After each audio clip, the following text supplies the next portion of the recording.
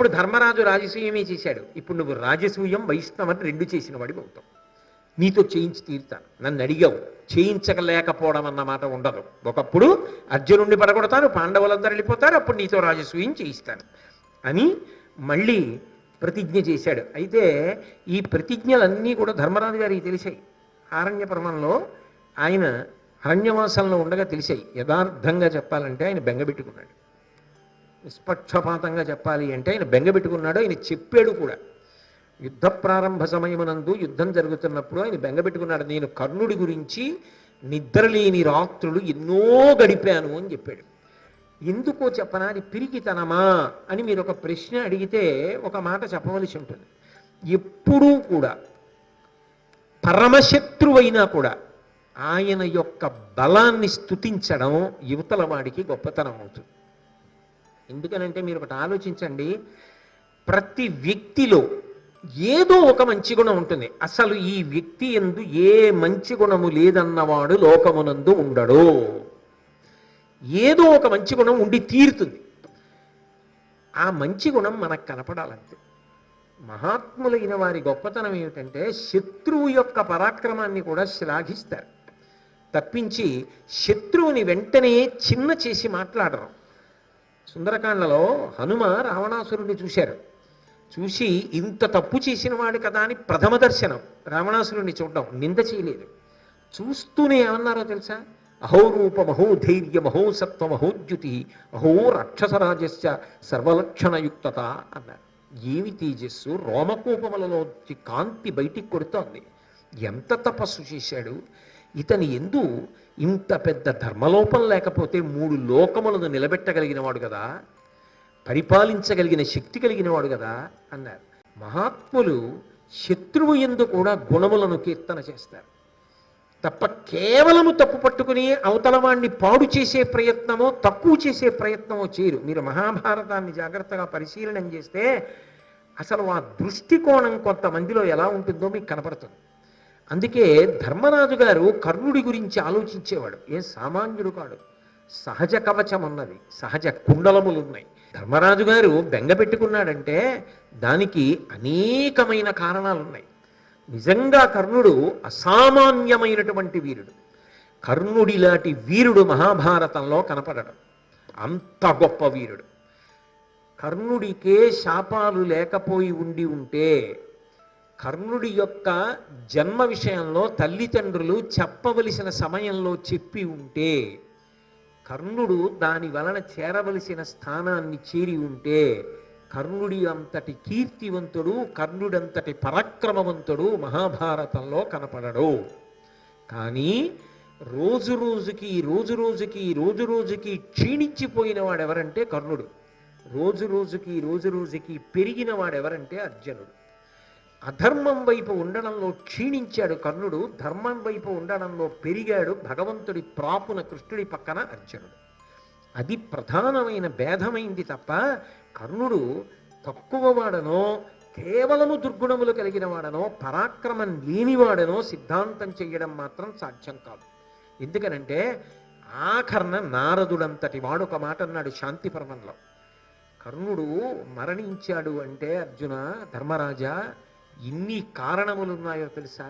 ఒక్క కారణం కాదు, ఎన్ని కారణముల చేత మరణించాడో అని ఒక పెద్ద జాబితా చదివాడు. ఇన్ని కారణాలకి మరణించాడు. ఇన్ని కారణాలు లేకపోతే కర్ణుడు అవధ్యుడు, ఆయన్ని చంపడం సాధ్యం కాదు. అంతటి ప్రజ్ఞావంతుడు. ఆయన జీవితం ఆయన చేతుల్లో లేకుండా పోయింది.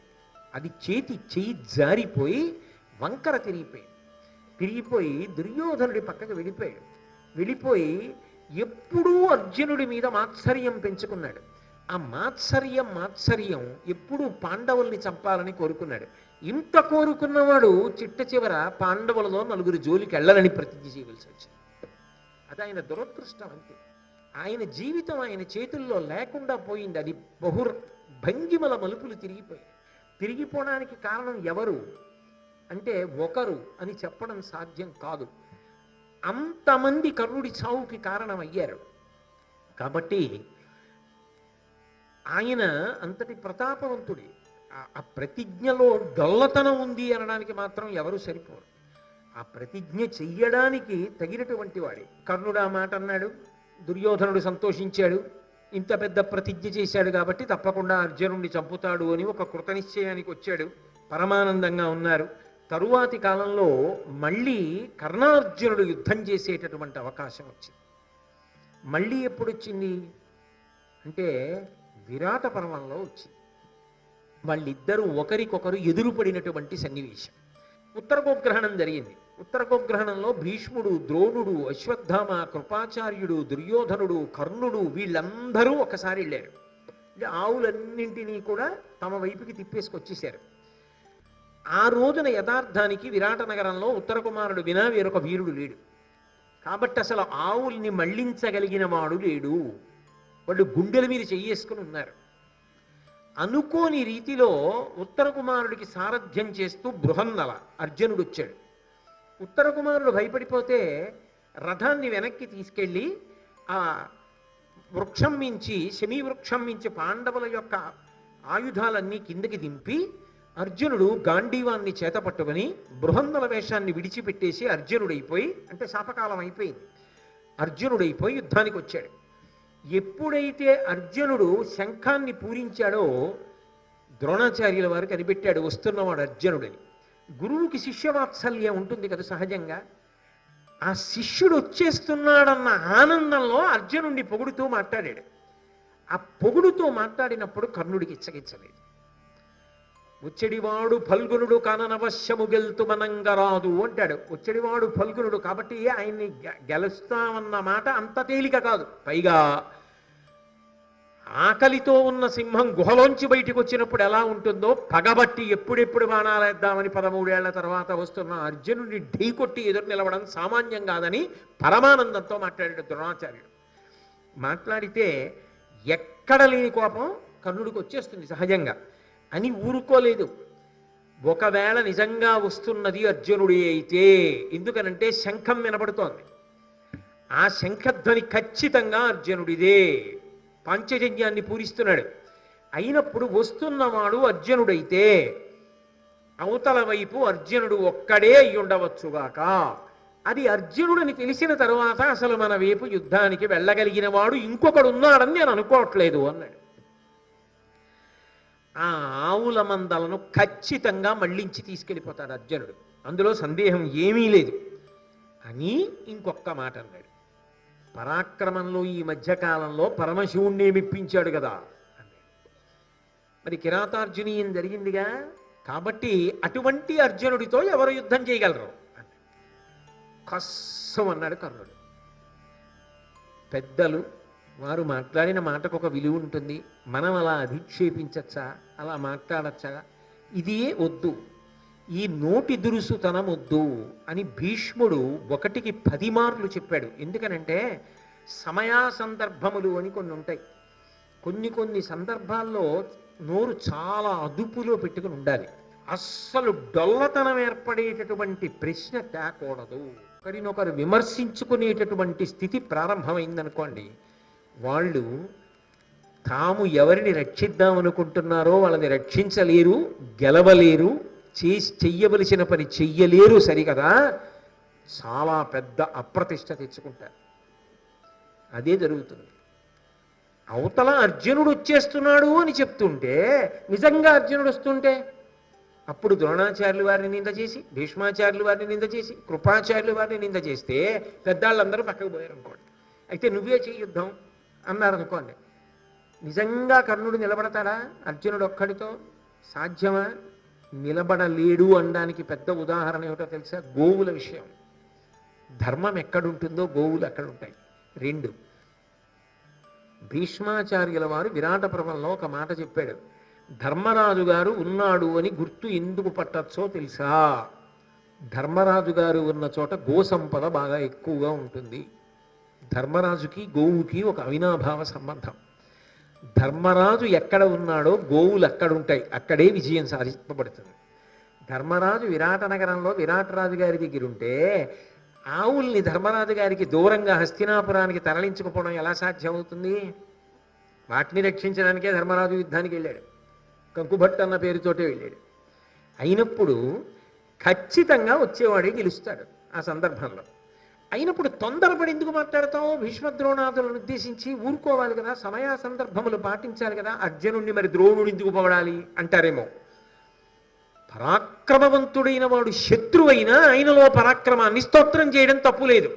శత్రువులో పరాక్రమమైన మెచ్చుకున్నవాడెవరో వాడు ఉదారుడు, అందున శిష్యుడు అనడు మరి ద్రోణుడు. దానికి అంత పొడి చేసుకోవలసిన అవసరం ఏముంది? Don't read issues in between the lines అంటారు. ఇదో అన్ని విషయాల్ని కూడా హ్రస్వదృష్టితో పరిశీలనం చెయ్యకూడదు. కాబట్టి వెంటనే కర్ణుడు అన్నాడు, పాండవ పక్షపాతమున పల్కుదు నోరికి వచ్చినట్లు నిన్నుండన రామి చేసి ఇది ఒప్పునే కౌరవసేనకెల్ల నొక్కండవ మేటివి ఈ బలము గర్వము కుందుగనిట్లు శత్రు దోశ్చండిమ కొహటించి నిజంబునకున్ నరుడింత ఎక్కుడే. ఎంత పెద్ద మాటలు నీశాడంటే ద్రోణాచార్యుల వారిని, పాండవ పక్షపాతమున పల్కుదు నోరికి వచ్చినట్లు, నోటికొచ్చినట్లు పాండవ పక్షపాతంతో అర్జునుడిని పొగిడి మాట్లాడుతున్నావు. నిన్నుండమరామి చేసి ఇది ఒప్పునే. ఏమనంటే ఏమంటావు? నిన్నెవరు ఏమనకూడదు. ఎందుకని? మాకు పాఠం చెప్పావు కాబట్టి, గురువుగారు కాబట్టి. నువ్వు మాకు పాఠం చెప్పావు కాబట్టి నువ్వు ఏం మాట్లాడినా మేమేం మాట్లాడకూడదు. నువ్వు మాత్రం శత్రువుల్ని పొగిడి మాట్లాడుతుంటావు. ఏమనంటే గురువుగారిని నిర్దేశించి మాట్లాడడం ఏంటి? గురువుగారికి ఎదురు తిరిగి మాట్లాడడం ఏంటి? ఇదో మాట. అసలు నువ్వు ఇలా మాట్లాడచ్చా? శత్రువుని పొగుడుతావేంటి యుద్ధం జరిగే ముందు? ఇది ఒప్పునే కౌరవసేనకెల్ల ఒక్కండవే మేటివి. ఇటు పెద్ద నువ్వు ఒక్కడివేనా వీరుడివి? నువ్వు లేకపోతే యుద్ధం జరగదా? నిజంగా అర్జునుడే వచ్చాడనుకో, నువ్వు లేకపోతే యుద్ధం చేసి మేము అర్జునుడిని గెలవలేమా? ఏడు పెద్ద ఎవరున్నారంట ఏంటి? నీకు నువ్వు యుద్ధం చేయలేననుకుంటే నువ్వు తప్పుకో, మేము యుద్ధం చేస్తాం. ఎంతంత పెద్ద మాటలు అలా అనొచ్చా? ద్రోణుడి మనసు ఎంత చిన్నబుచ్చుకుంటుంది? ద్రోణుడి మనసు చిన్నబుచ్చుకుంటే అశ్వత్థామ మనసు ఎంత చిన్నబుచ్చుకుంటుంది కొడుకుది. పాఠం చెప్పిన ద్రోణాచార్యుడికి గౌరవం లేకపోతే అంతకు ముందు పాఠం చెప్పిన కృపాచార్యుల వారికి ఏం గౌరవం ఉంటుంది? వీళ్ళకే గౌరవం లేనప్పుడు భీష్మాచార్యుల వారికి ఏముంటుంది? అక్కడ అదే జరిగింది. ద్రోణుణ్ణి ఇలా అవమానించగానే అశ్వత్థామ అవమానింపబడ్డాడు, ఆయనకి అసహ్యం వేసింది. కృపాచార్యుడు అవమానింపబడ్డాడు. ఇవన్నీ ఎందుకు వచ్చాయి? నోటి దురుసొద్దు అని భీష్ముడు చెప్పాడా చెప్పలేదా? ఎన్ని ఇబ్బందులు తీసుకొస్తోంది? ఎందుకు ఆ మాటలు? మాట్లాడద్దు అని భీష్ముడు చెప్పాడా? వెర్రి నవ్వు నవ్వి వెళ్ళిపోయావా? మార్చుకున్నది లేదా? మరి కట్టి కొడపదు. కాబట్టి నిన్నుండవరామి చేసి ఇది ఒప్పునే కౌరవసేనకెల్ల నొక్కండవ మేటివి. నువ్వు ఒక్కడివే గొప్పవడివా? ఈ బలము గర్వము కుందుగనిట్లు శత్రు దోశ్చండిమ కోహటించితి నిజంబునకు నరుడింత ఎక్కుడే. అర్జునుడే వస్తే అంత గొప్పవాడా? నేను లేనా యువతల? నేనొక్కడిని చాలు అర్జునుడిని పడగొట్టేయడానికి. ఇంకో పెద్ద అర్జునుడు వచ్చేస్తున్నాడు అని అంత పెద్ద కంగారు పడిపోయి అలా మాట్లాడతామే. అతడు వచ్చినేని అస్మచ్చిలీముఖ పాత చలిత హృదయ పద్ము చేసి వెగడుపరిచి యోధవీరులకెల్లా ఉత్సవమునర్తూ బహుదర్పమప్ప. నిజంగా అర్జునుడు వచ్చాడనుకో, నువ్వెందుకు ద్రోణాచార్య పక్కకెళ్ళు, నా వాడి బాణములు ప్రయోగించి అర్జునుడి యొక్క హృదయ పద్మము చిన్నాభిన్నమయ్యేటట్టుగా కొట్టేస్తాను. భయపడి పారిపోతాడు యుద్ధభూమిలోంచి. ఈ చుట్టూ ఉన్న వీరులు ఉన్నారే, అబ్బా కర్ణుడు రా వీరుడంటే అని పొగిడేటట్టు యుద్ధం చేస్తాను. చేస్తే చెయ్యి, లేకపోతే వెళ్ళిపో, అంతేకాని అర్జునుడిని పొగిడి మాట్లాడకు అన్నాడు. సరే, అశ్వత్థామ కోపం వచ్చి, ఆ తర్వాత కృపాచార్యుడికి కోపం వచ్చి, ఆ తర్వాత భీష్మాచార్యుడు బాధపడ్డాడు. ఇంతమంది బాధపడ్డారు. దుర్యోధనుడు అన్నాడు, అది కాదు కర్ణ, ఒక్క విషయం ఆలోచించు. ఒకవేళ నిజంగా వచ్చిన వాడు అర్జునుడు అనుకో, అంతకన్నా అదృష్టమే ఉంది. అజ్ఞాతవాసం పూర్తవకుండా వచ్చేస్తున్నాడు. అంత అమాయకులు వాళ్ళు. అజ్ఞాతవాసం పూర్తవకుండా వచ్చేస్తున్నాడు కాబట్టి మనమే గెలిచేసాం. మళ్ళీ అరణ్యవాసం అజ్ఞాతవాసానికి పోతారు. ఆ వచ్చిన వాడు అర్జునుడు కాడనుకో, నీదాకా ఎందుకు, నే సరిపోను, పడగొట్టేసి ఆవులు నట్టుకుపోతాం. ఎలా అయినా విజయం మందే. అసలు ఇంకా అంత అతిశయంలో ఉన్నవాణ్ణి ఎవడండి కాపాడగలడు ప్రపంచంలో? ఎలా అయినా విజయం. భీష్ముడు వెంటనే చెప్పాడు, వాళ్ళంత అమాయకులు కాదయా, అధిక మాసాలతో అయిపోయింది వాళ్ళది. అయినా కర్ణుడు వదల్లా. అయినా వదలకుండా ఉద్యోగ పర్వంలో కూడా ఇదే మాట అన్నాడు. అజ్ఞాతవాసం పూర్తవకుండా అర్జునుడు బయటకు వచ్చాడన్నాడు. ఎన్ని మాటలు చెప్పాలి అంటే తను ఓడిపోయిన అవతల వాడితే తప్పంటుంటాడు. అదో విచిత్రం. చూడండి, చిన్నపిల్లలు క్రికెట్ ఆడుతుంటారు. ఆడుతున్నప్పుడు ఏదో తండ్రి బౌలింగ్ చేశాడు. తండ్రి బౌలింగ్ చేస్తే నిజంగా పరిగెత్తుకొచ్చి వేసేస్తాడా? పుట్టినే అలా చేయి తిప్పి వేశాడు, వాడు అవుట్ అయిపోయాడు. వాడు నేను అవుట్ అవ్వలేదని నడుస్తాడు. నువ్వు ఎందుకు అవుట్ అవ్వలేదు అంటే వాడి దగ్గర అవుట్ అవ్వకపోవడానికి జవాబు ఏమిటో వాడికి తెలియదు, కానీ నేను అవ్వలేదంటాడు అంతే. వాడు నేను అవ్వలేదు, నేనే బ్యాటింగ్ చేస్తానంటాడు. అంత హఠం చేస్తాడు కర్ణుడు. లేకపోతే ఉద్యోగ పర్వంలో భీష్ముడిని ఉద్దేశించి అజ్ఞాతవాసం అవ్వకుండా వచ్చాడు అర్జునుడు అంటాడంతే. లెక్కలన్నీ కట్టి చూపించి కూడిక చేసి ఇదిగో అయిపోయిందయా అని చెప్పినా సరే అవన్నీ ఏమో ఆ లెక్కలన్నీ దొంగ లెక్కలు అన్నట్టు మాట్లాడతారు. ఇంకెవరేం చేస్తారు అంతే తప్ప తాను ఓడిపోయారని మాత్రం అంగీకరించాడు. కానీ అలా ఉన్నాడు కాబట్టే భారత యుద్ధం జరిగింది. మళ్ళీ అదోడు గుర్తు తెచ్చుకుంటూ ఉండాలి. కాబట్టి దుర్యోధనుడు అర్జునుడైతే మళ్ళీ అరణ్యవాసం అజ్ఞాతవాసం చేస్తారో, అర్జునుడు కాకపోతే యుద్ధంలో ఓడించేస్తాం, ఆవుల్ని తీసుకుని వెళ్ళిపోతాం, ఎలాగైనా మందే కదా గెలుపు అన్నాడు. సరే, ఈలోగా మిగిలిన పెద్దలందరూ కూడా బాధపడ్డారు కర్ణుడి యొక్క ప్రవర్తనకి. అప్పుడు భీష్మాచార్యుల వారి పెద్దరికం అంటే ఏమిటో తెలుసా? అది గాంగేయుల గొప్పతనం. ఎంత పెద్దరికం అంటే ఆయన క్షమాపణ చెప్పాడు. అది యుద్ధ సమయం. అవతలవాడు అర్జునుడే అన్న విషయంలో భీష్ముడికి అనుమానం లేదు. అర్జునుడే వస్తున్నాడు, ఆయనకి తెలిసే విషయం. ఇప్పుడు వీళ్ళు ఇక్కడ కొట్టుకుంటే అసలే అర్జునుడు, యుద్ధం ఎంత తేలికవుతుంది. ఆ తర్వాత ఏమంటారు? కర్ణుడి మాట వల్ల దెబ్బలాడుకున్నారు అనరు. భీష్మద్రోణులుండి కనీసం 5 నిమిషాలు ఆపలేకపోయారంటారు. పైగా అది పెద్దరికం కాదు, అటువంటి సంఘటనలు జరగకుండా చూడడం పెద్దరికం. కాబట్టి వెంటనే జోక్యం చేసుకుని కర్ణుడు అలా అనకుండా ఉండవలసింది. కానీ ఏదో ఉత్సాహంలో యుద్ధం చెయ్యాలనేటటువంటి సంతోషంలో అలా అని ఉండవచ్చు. ఏదైనా దీనికి అంతటికీ పెద్దవాడిని నేను కదా, నన్ను క్షమించి మీ అందరూ మనసు ఊరార్చుకుని మళ్ళీ యుద్ధం చేయండి. ఆయనకు అవసరమా అండి? అది పెద్దరికం అంటే, అది నిలబెట్టడం సందర్భాన్నంటే అది. అలా ఉండగలిగిన వాడున్నాడే వాడు పెద్దరికం ఉన్నవాడు. అంతేకాని అన్ని వేళలా హఠానికి పోకూడదు. పోకుండా నిలదొక్కుకోవడం పెద్దరికం. అందుకు చెప్పాడు భీష్ముడు క్షమాపణ. లేకపోతే భీష్ముడు చేసిన తప్పేమిటి క్షమాపణ చెప్పడానికి? చెప్పి వెంటనే మీ అంతటి పెద్దవారు ఇంత మాట అనకూడదని చెప్పి ద్రోణుడు, అశ్వత్థామ అందరూ కూడా సిద్ధపడ్డారు. ఆ తర్వాత పోనీ ఊరుకున్నాడా అంటే కర్ణుడు కృపాచార్యుల వారిని అధిక్షేపించాడు. అధిక్షేపించి ఈ కర్ణుడు ఇలాగే అంటూ ఉంటాడు, నిజంగా అర్జునుడు వస్తే అంత తేలిక, ఏదో వ్యూహం ఇలా రచించాలి. కృపాచార్యుల వారు ఏదో మాట్లాడితే ఆ కృపుణ్ణి ఉద్దేశించి అన్నాడు, అని పలికిన సంరంభంబున ఇనసుతుడిట్టులను రిపులు ఎడ చిత్తంబున నీవు ప్రియము కలుగుట గనికని నేను తోడు పిలువగా పతిబేలే. అసలు ఈ దుర్యోధనుడు అనాలి కృపాచార్య.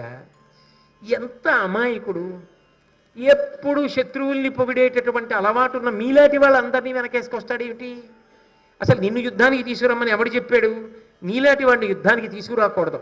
నువ్వు యుద్ధానికి ఎందుకు? నువ్వు ఎక్కడికి వెళ్ళాలో తెలుసా? ఏలినవాని ధనంబులు బాలురు బంధువులు తారు బ్రతికిన దినముల్ వేలారిచి తిండ్రు అతని యోలముగని పిదప భీతి ఒదుగుదురాజిన్. రాజుగారు ఇంటి ఆ సంపాదించి పెట్టేవాడు బాగున్నంతకాలం తను తింటాడు, తన బిడ్డలకి పెడతాడు, స్నేహితులకి పెడతాడు, చుట్టాలకి పెడతాడు. పెట్టిన వాడికి ఆపద వచ్చిందనుకోండి వీళ్ళందరూ జారుకుంటారు. నువ్వు అలాంటి వాడివి కృపాచార్య. గోగ్రహణ సమయంలో అర్జునుడితో యుద్ధానికి వచ్చినటువంటి భీష్మ, ద్రోణ, కర్ణ, దుర్యోధనాదుల యందు కర్ణుణ్ణి పరిచయం చేస్తూ ఉత్తర కుమారుడితో అర్జునుడు మాట్లాడతాడు. ఆ మాట్లాడుతున్నప్పుడు కర్ణుడు ఇటువంటి వాడు అన్నది చెప్తాడు. ఎదురుగుండా నిలబడినటువంటి వాడు ఒక గొప్ప వీరుడు. కర్ణుడు ఏమీ సామాన్యమైనటువంటి వ్యక్తి కాడు. కానీ కర్ణుడైతే కొద్దిగా నోటి దురుసుతనంగా ప్రవర్తిస్తూ ఉంటాడు. అనేక సందర్భాలలో అది కనపడుతూ ఉంటుంది. అదే అర్జునుడైతే కర్ణుణ్ణి పరిచయం చేసేటప్పుడు ఉత్తర కుమారుడితో కొన్ని మాటలు చెప్తాడు. ఆయన వీరాగ్రేసరుడు అంటాడు. కర్ణుడు వీరుల యందు చాలా చాలా గొప్పవాడు. కాబట్టి ఆయనని తక్కువ అంచనా వేయడం కానీ, ఆయన సామాన్యమైనటువంటి వీరుడు అని లెక్క పెట్టడం కానీ కుదిరే విషయం కాదు. అపారమైనటువంటి భుజబలము కలిగినటువంటి వాడు. కాబట్టి పరమాద్భుతమైనటువంటి రీతిలో లక్ష్యశుద్ధితో బాణప్రయోగం చెయ్యగలిగినటువంటి వాడు. విశేషించి దుర్యోధనుడి యొక్క ప్రేమకు పాత్రుడైనటువంటి వాడు. అవతల వైపు రాజు కర్ణుడికి సంబంధించినంత వరకు ఆయనకు స్వామి దుర్యోధనుడు. స్వామి యొక్క ప్రీతిని చూరగొనడం ఒక గొప్ప విశేషం. దుర్యోధనుడి యొక్క ప్రీతిని పొందినటువంటి వాడు కర్ణుడు. అందుకని స్వామి భక్తి పరాయణుడైనటువంటి వాడు. అది చెడుని ఆశ్రయించాడా మంచిని ఆశ్రయించాడా కాసేపు పక్కన పెట్టండి. తాను ఏ ప్రభువుని ఆశ్రయించి ఉన్నాడో, ఏ స్వామిని ఆశ్రయించి ఉన్నాడో ఆయన పట్ల పరమ ప్రేమతో ప్రవర్తిస్తాడు.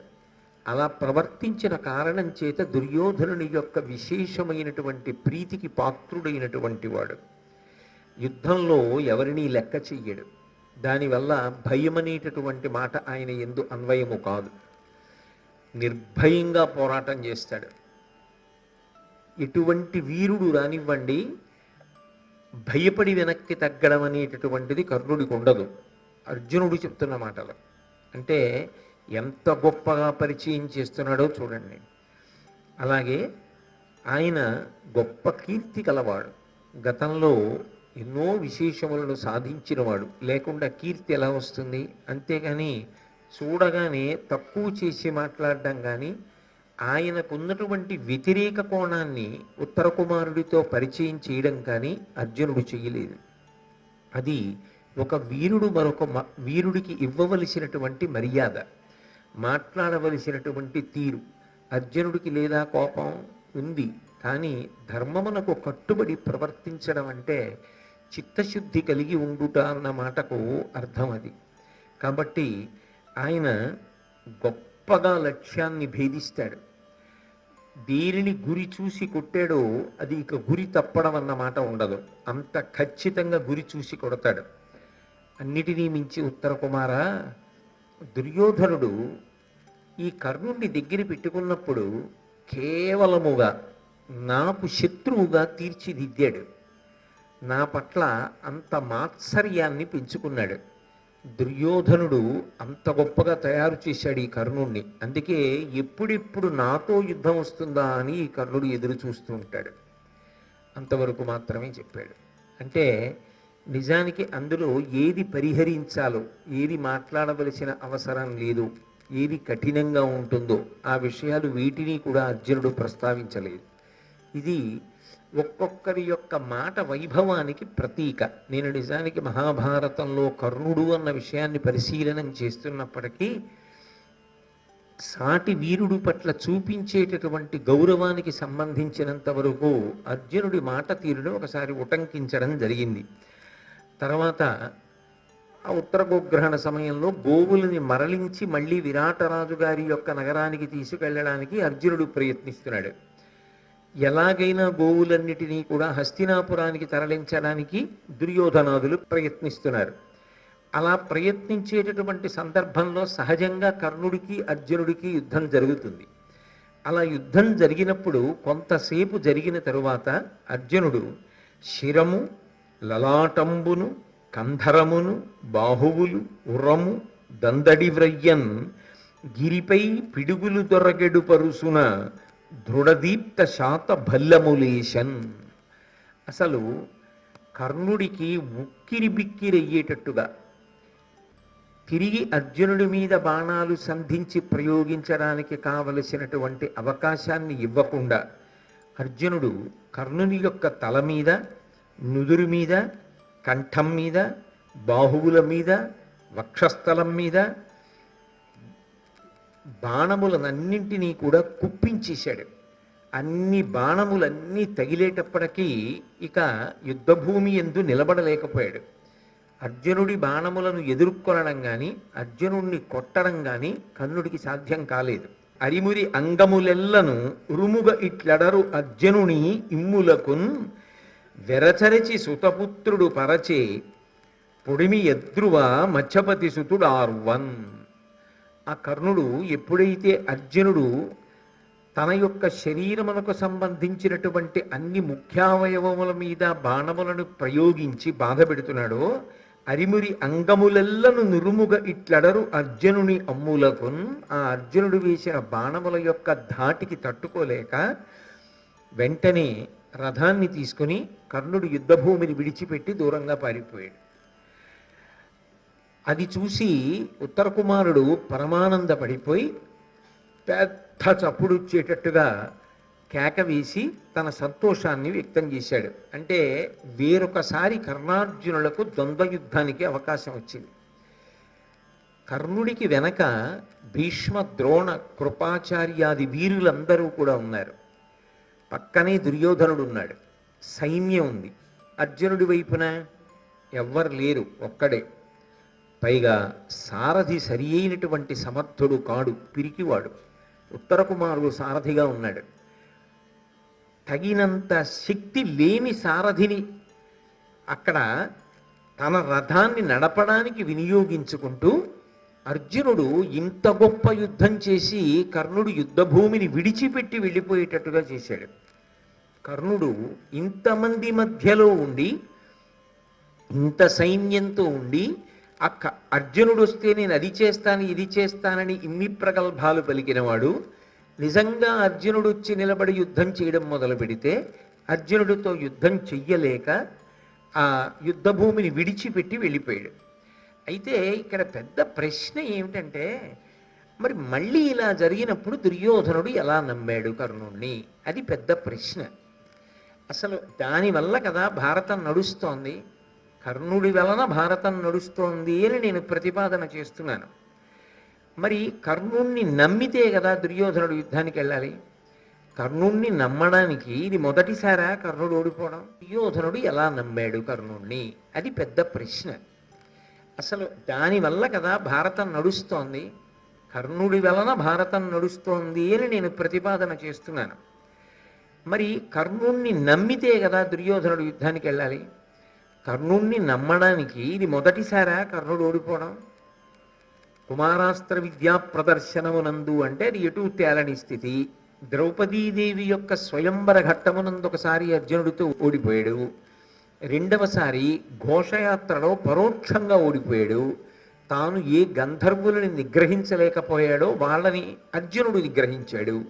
కాబట్టి అక్కడ కూడా అర్జునుడితో తాను సమానుడు అన్న విషయాన్ని నిరూపించుకోలేకపోయాడు. ఇప్పుడు ప్రత్యక్షంగా మళ్ళీ అర్జునుడితో యుద్ధం వచ్చింది. ఎప్పుడో కురుక్షేత్ర సంగ్రామ భూమి వరకు ఆగవలసిన అవసరం లేకుండా ఇలా అజ్ఞాతవాసం పూర్తయిపోగానే తాజాగా అలా యుద్ధం వచ్చేసింది. అది కూడా ఒక్క అర్జునుడే వచ్చాడు. ఒక్క అర్జునుణ్ణి చంపుతానని 2 మాటలు ప్రతిజ్ఞ చేసి ఉన్నాడు కర్ణుడు కదూ. 2 మాటలు ప్రతిజ్ఞ చేసి ఉన్నవాడికి అవకాశం వచ్చినప్పుడు నిలబెట్టుకోలేకపోయాడు, అర్జునుణ్ణి పడగొట్టలేకపోయాడు. అయినా మరి దుర్యోధనుడు ఎందుకు నమ్మాడు? ఎందుకు వెళ్ళాడు యుద్ధానికి? అప్పుడైనా కనీసం అనుమానం రావాలి. అంత అమాయకుడేం కాదు కదా ఆ దుర్యోధనుడు. ఇదేమిటి ఇన్ని మాటలు ఓడిపోతున్నాడు కదా, ఇతన్ని నమ్మి మనం ఎలా యుద్ధానికి ఎడతాము అన్న అనుమానం రావాలి కదా. మరి దుర్యోధనుడికి ఎందుకు రాలేదు అంటే నా ప్రశ్నలోనే ఉందా జవాబు. రాదు. భీష్ముడు అక్కడే ఉన్నాడుగా. మరి భీష్ముడు ఏం చేశాడు అర్జునుణ్ణి? ద్రోణుడు అక్కడే ఉన్నాడుగా. ద్రోణుడు ఏం చేశాడు అర్జునుణ్ణి? కృపాచార్యుడు అక్కడే ఉన్నాడుగా. ఏం చేశాడు అర్జునుణ్ణి? అశ్వత్థామ ఉన్నాడుగా. ఏం చేశాడు అర్జునుణ్ణి? వీళ్ళెవ్వరూ ఏం చేయలేదుగా, తాను ఏం చేయలేదుగా. వీళ్ళెవ్వరూ ఏం చేయనప్పుడు కర్ణుడు ఒక్కడే చేయలేదన్న నెపం పెట్టడం ఎలా సాధ్యం అవుతుంది దుర్యోధనుడికి? అదో అదృష్టం అంతే అర్జునుడిది. ఒక్కడే వచ్చి ఇంతమందిని మభ్యపెట్టాడు, సమ్మోహనాస్త్రం వేసి వెళ్ళిపోయాడు. కాబట్టి తప్పుకున్నాడు. అది పూర్తి స్థాయి యుద్ధం అయితే ఏమో ఎలా ఉండేదో. పైగా యుద్ధానికి ముందు జగడం వచ్చింది యువతలపై. భీష్మద్రోణాదులు కూడా గెలిచారని చెప్పడానికి అక్కడ అవకాశం లేదుగా. అంటే దాని అర్థం భీష్మద్రోణాదులు అర్జునుడిని గెలవలేరనే. భీష్మద్రోణాదులు వీరులు కారు, అశ్వత్థామ వీరుడు గారు. మరి కర్ణుడు ఒక్కడికే ఎలా అన్వయం చేస్తాడు దుర్యోధనుడు? నువ్వు ఒక్కడివి అర్జునుడిని ఎందుకు ఓడించలేదని ఎందుకు అడుగుతాడు? కర్ణుడు అని ఉండవచ్చుగాక, కానీ నువ్వు ఒక్కడివి ఎందుకు ఓడించలేదు అని అడగడానికి, మరి నువ్వేం చేసావు, భీష్ముడు ఏం చేశాడు, ద్రోణుడు ఏం చేశాడు, వీళ్ళందరూ ఏం చేశారని అడిగితే ఏం చెప్పాలి జవాబు? అందుకని దాన్ని ఒక దైవ ఘటనగా భావించాడంతే దుర్యోధనుడు. ఇంతమంది ఉన్నా ఒక్కడే ఆవులను వరల్చుకుపోయాడు అంటే ఇందులో ఏదో మన వ్యూహంలో తేడా ఉంది, మనం సమగ్రమైన ఆలోచనతో లేము ఆ యుద్ధంలో. అప్పటికి దుర్యోధనుడికి ఆలోచన విధానంలో ఉన్న లక్షణం ఏమిటంటే వాళ్ళ అరణ్యవాస అజ్ఞాతవాసాలు పూర్తవలేదన్న లెక్కలో ఉన్నాడు. కాబట్టి ఖచ్చితంగా అర్జునుడు రాడు అని మనం మానసికంగా స్థిరపడి ఉన్నాం. అలా ఉండగా అర్జునుడు వచ్చాడు. అలా ఉండగా అర్జునుడు రావడంలో ఏమైందంటే మనం అర్జునుడు వచ్చేసాడా, మరి అజ్ఞాతవాసం ఏమైనట్టు అన్న ఆలోచన చేసే లోపల ఆవుల్ని వరల్చూ పోయాడు సన్మోహనాస్త్రం వేసి. ఇది యుద్ధం, అర్జునుడే వస్తున్నాడు, మనం కూడా అర్జునుడితో చేస్తాం అని సిద్ధపడి ఉంటే అర్జునుడిని గెలిచేవాళ్ళం. భీష్ముడు లేడా, ద్రోణుడు లేడా, అశ్వత్థామ లేడా, కర్ణుడు లేడా, దుర్యోధనుడు లేడా, మిగిలిన వాళ్ళు లేరా? ఇంతమందిని ఒక్క అర్జునుడు ఎలా ఓడించేస్తాడు? అసంభవం. కాబట్టి ఒక్క కర్ణుడిని తప్పు పట్టవలసిన అవసరం లేదు, ఆ సందర్భం అటువంటిది అని నమ్మేశాడంతే. అయితే ఇలా అన్వయం చేసుకుని నమ్మేయచ్చన్న ఆలోచన ఎందుకు వస్తుంది? పరమేశ్వరానుగ్రహం అలా ఉండకపోతే నడవదు, భారత యుద్ధం ఏర్పడదు. కాబట్టి ఒకవైపు బలమైన కోణం ఎంతుంటుందో ఎప్పటికప్పుడు దుర్యోధనుడు కర్ణుడిని నమ్ముకుని మళ్ళీ మళ్ళీ యుద్ధానికి వెళ్ళడానికి కావలసినంత బలమైన కోణం మళ్ళీ అంతా ఉంటుంటుంది. అందుకే దుర్యోధనుడు మళ్ళీ నమ్మాడు. సరే అయిపోయింది. అయిపోయిన తరువాత ఆ ఉద్యోగ పర్వం దగ్గరికి వచ్చేటప్పటికీ అనేక రాయబారాలు జరిగాయి. ద్రుపద పురోహితుడి రాయబారం జరిగింది, సంజయ్ రాయబారం జరిగింది, కృష్ణ రాయబారం జరిగింది. ఇన్ని రాయబారాలు. కృష్ణ రాయబారానికి పూర్వమే భీష్మాచార్యుల వారు ఒకప్పుడు సభలో మాట్లాడుతూ కర్ణుడి గురించి కొన్ని నిష్ఠుర సత్యములను పలికాడు. ఇతను ఎప్పటికప్పుడే సభలలో నేను అర్జునుణ్ణి గెలుస్తాను అని మాట్లాడుతూ ఉంటాడు. పాండవులు నాకెంత పాటి అంటుంటాడు. కానీ నిజానికి ఇతను పాండవులను ఓడించగలిగినటువంటి సమర్థత కలిగిన వాడు కాడు. వాళ్లతో పోలిస్తే చాలా చాలా తక్కువ శౌర్యము పరాక్రమము ఉన్నవాడు. అవి నేననడం కాదు, ఘోషయాత్రయందు ఉత్తర గోగ్రహణమునందు నిర్ద్వందంగా నిరూపణమైపోయాయి. అయిపోయిన తరువాత కూడా ఇంకా పాండవులతో యుద్ధానికి వెడదాము అనుకోవడం తప్పు. భీష్ముడు కానీ ద్రోణుడు కానీ పాండవుల మీద యుద్ధానికి వెళ్ళేటప్పుడు ఒక విషయాన్ని మొట్టమొదటి రోజు నుంచి స్పష్టంగా చెప్తున్నారు. నేను శిఖండి మీద యుద్ధం చెయ్యను అని భీష్ముడు ఎప్పుడో చెప్పేశాడు. ఉద్యోగ పర్వంలోనే చెప్పాడు, నన్ను చంపడానికే అంబ ఆ రూపంలో వచ్చింది, శిఖండి చేతిలో నా ప్రాణాలు పోతాయి, శిఖండితో నేను యుద్ధం చెయ్యను. స్త్రీగా పుట్టి పురుషుడుగా మారాడు, అందుకని ఆయన ముందు నేను యుద్ధం చెయ్యను అని భీష్ముడు చెప్పేశాడు.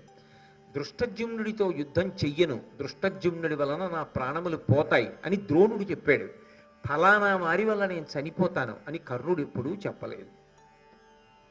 కర్ణుడు ఎప్పుడు చెప్పినా నేను అర్జునుడిని చంపుతానని చెప్పాడు తప్ప నేను కూడా చనిపోయే అవకాశం ఉంది అన్న విషయం, నిజానికి చచ్చిపోతానన్న విషయం ఒక్క కృష్ణుడి దగ్గరే అంగీకరించాడు తప్ప దుర్యోధనుడి దగ్గర ఆ మాట అనలా. ఆ మాట అనకపోవడంలో ఏమైందంటే కర్ణుడి మీద నమ్మకం పెట్టేసుకున్నాడు దుర్యోధనుడు. ఆ నమ్మకం పెట్టేసుకోవడం వల్లే నడిచింది. అయితే మహాభారతంలో ఒక విచిత్రం ఉంది. రాక్షసాంశలన్నీ దుర్యోధనుడి వైపు ఉన్నాయి. అన్ని రాక్షసాంశలున్నా దానితో పాటు కొన్ని ప్రధానమైనటువంటి దేవతాంశలు కూడా ఉన్నాయి యువతల వైపు. భీష్ముడున్నాడు, భీష్ముడు దేవతాంశ, వసువులలో వచ్చాడు ధర్మాత్ముడు. ద్రోణుడున్నాడు, గురువు యొక్క అంశ, కాబట్టి ఆయన దేవతాంశలో వచ్చినవాడు, ఆయన కూడా ధర్మం తెలిసినవాడు. 3 కృపాచార్యుడున్నాడు, అసలు చిరంజీవి. ఇక అశ్వత్థామ ఉన్నాడు. ద్రోణుడు పరమశివుని యొక్క వరంచేత కన్న కుమారుడు, చిరంజీవి.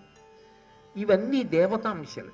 అలాగే పైకి చూసినప్పుడు కర్ణుడు కూడా సూర్యుని యొక్క అనుగ్రహ విశేషం చేత జన్మించినవాడు. ఆయన పైకి ఎలా కనపడినా, ఎలా చెప్పబడినా ఆయనలో ఉన్నటువంటి తేజస్సు సుస్పష్టంగా ఉంటుంది. అందుకే ఈ దేవతాంశలన్నీ ఏం చేశాయంటే ఒక వాపుని చూసి బలం అనుకునేటటువంటి స్థితిని దుర్యోధనుడికి కల్పించాయి. అది వాటి మాయ. ఈ దేవతాంశలిటి వైపు ఉండడం వల్ల దుర్యోధనుడు ఎప్పుడూ ఏం ఆలోచించాడంటే భీష్ముడున్నాడు, ద్రోణుడున్నాడు, అశ్వత్థామున్నాడు, కర్ణుడున్నాడు, కృపాచార్యుడున్నాడు, నాకేమవుతుంది అనేవాడు. ఆ దేవతాంశలు ఇటువైపు ఉండి ఇవి కూడా రాక్షస సంహారానికి ఉపకారం చేశాయి. ఎందుకని? దేవతాంశలకి ధర్మపక్షపాతం ఉంటుంది. అవి దాచుకోలేదు. భీష్ముడు కానీ ద్రోణుడు కానీ ఎక్కడా దాచుకోలే.